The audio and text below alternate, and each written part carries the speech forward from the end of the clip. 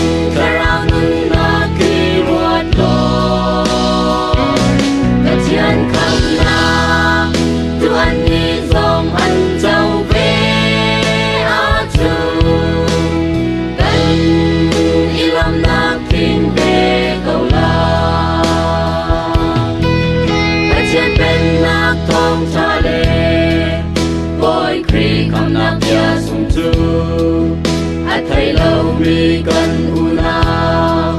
xin a chim đi ngã phía cần gì lúc ta chết phía khâu tu đi nang lệ cây a cần chia ra cây mặc chua in tuan câu ngã usi nang ngày lâu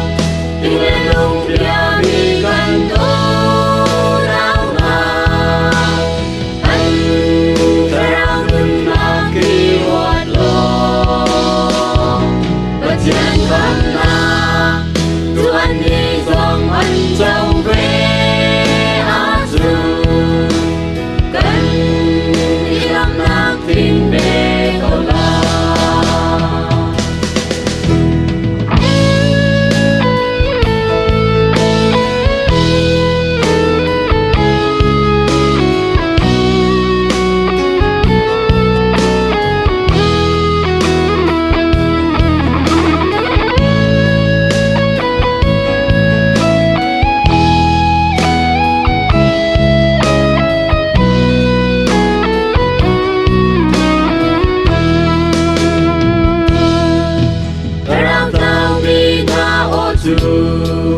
boy pani athai cha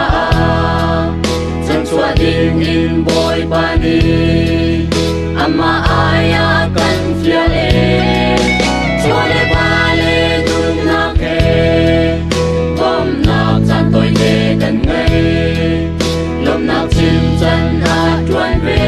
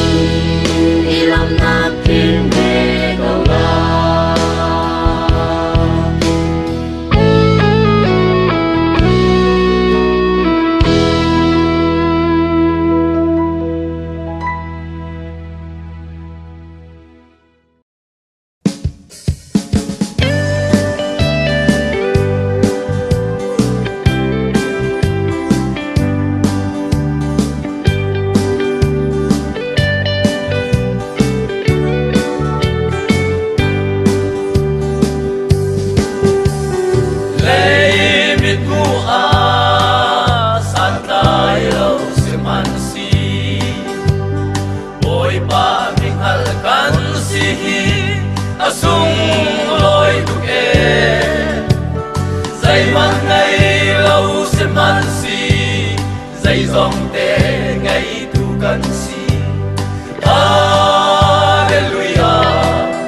man siang berang fa cần si Hallelujah now ta cần si lâu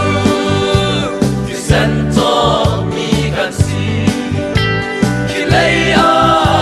man si thì lấy mi cần si lâu suy lên lung